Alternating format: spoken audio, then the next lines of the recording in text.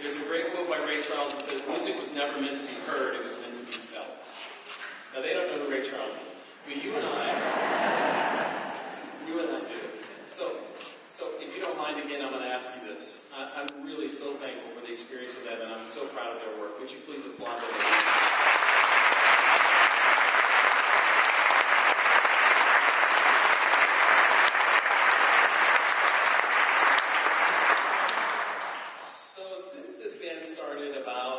The middle school portion of this festival started, I think, about 5 years ago, something like that. I've done the band every year except for one. Last year they felt like I needed a break and sent me to the high school. So I did the high school festival, and now I'm back with the middle school. I'm not quite sure how I feel about that. But I think I'm more home here in terms of my maturity.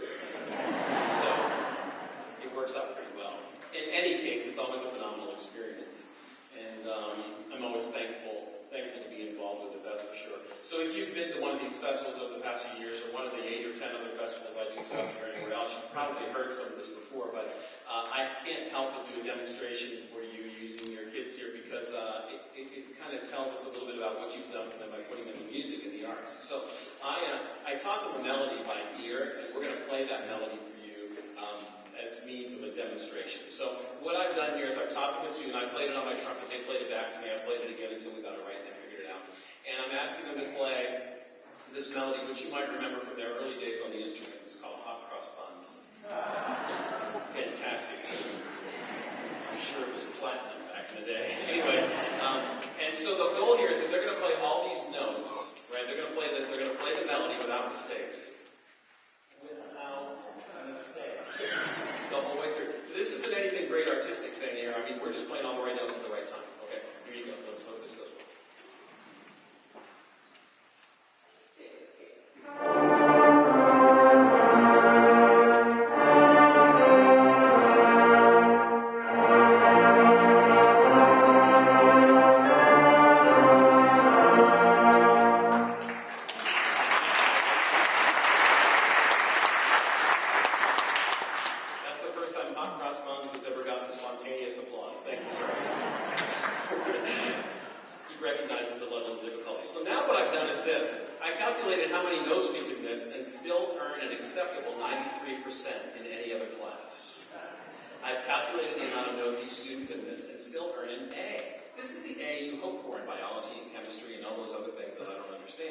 But this is the A that you hope for. Now, if they bring home a 93% and get an A on the report card, you're thrilled.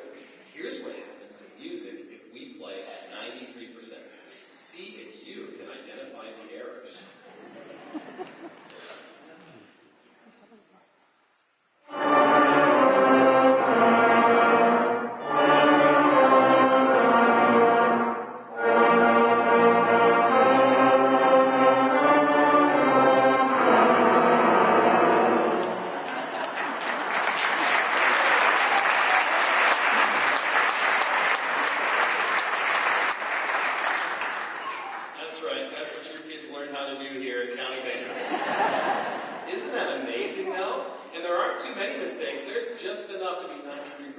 So I do that for you just to provide a demonstration that we are held to a different standard in music.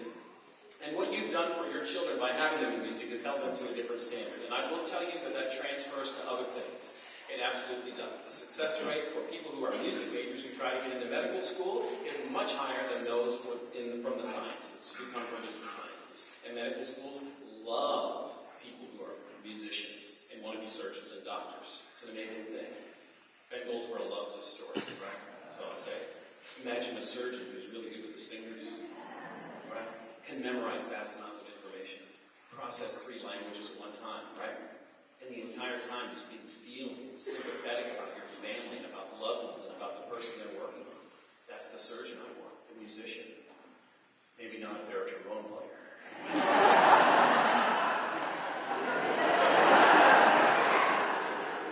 There's that whole thing. There's other reasons not to trust trombone players. Nonetheless, by having your kid in music, you have given them that start. It will transfer, I promise you. It will transfer. And in a day and an age when things are such a wreck, we need people who have been informed by the arts and informed by music, no matter what they do. We need doctors, lawyers, we need politicians who have been informed by the beauty in the world and who understand it at deepest levels. Those are the people that will make a difference. As parents, I know, sure, you can applaud that if you want.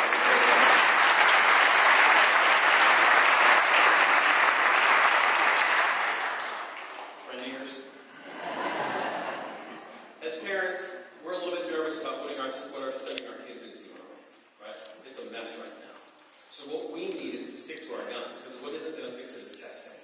So I'll go on record saying, let's cut a whole bunch of other stuff and put arts at the center of the curriculum. It's not an add-on. It shouldn't happen outside the day. It should be.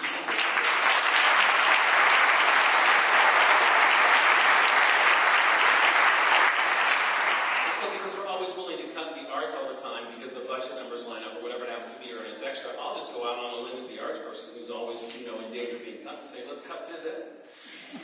Kids can play when they go home, right? But see, music should be in the middle of the school day, right? Where it belongs. It should be a core subject because it makes a difference in their lives. So I know I'm preaching to the choir, especially here in Cumberland County, but you know what? We need to make a difference. And no matter what goes on elsewhere in the world, we need to make a difference through our kids because they're the ones that are really going to get this done for us. They're the ones in whom we must instill that there's beauty in the world and we're here to protect it.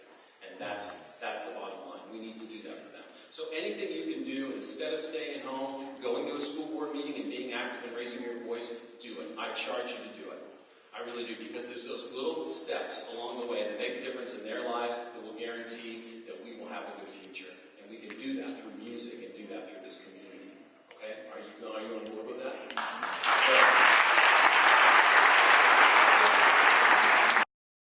And it really is a tremendous day to celebrate what it is we have here in Cumberland County. Because music goes beyond all of these technical aspects that we've talked about and we've worked with. The past 2 days has been a lot more than that.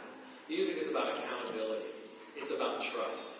It's about being honest with one another. And it's about the community and the communication we have with one another while we're doing something incredibly beautiful. It should be the answer to everything that is wrong in the world. And I leave here today, and I'm thankful for my very short trip home after this festival, just across the highway. Normally it's a few hours. But I leave here thankful today that my wife and I decided to raise our family in this community. In particular, and blessed by your presence here today. It's just amazing to be in an area where there's so much fantastic music happening. And I encourage you to keep that going. I'll leave you with the words of the great choral conductor Robert Shaw, who said, "In these times of personal and political disintegration, music is not a luxury, it's a necessity. And not because it's a universal language or therapeutic, but because it is the persistent focus of man's intelligence, aspiration, and goodwill." Thanks for having me.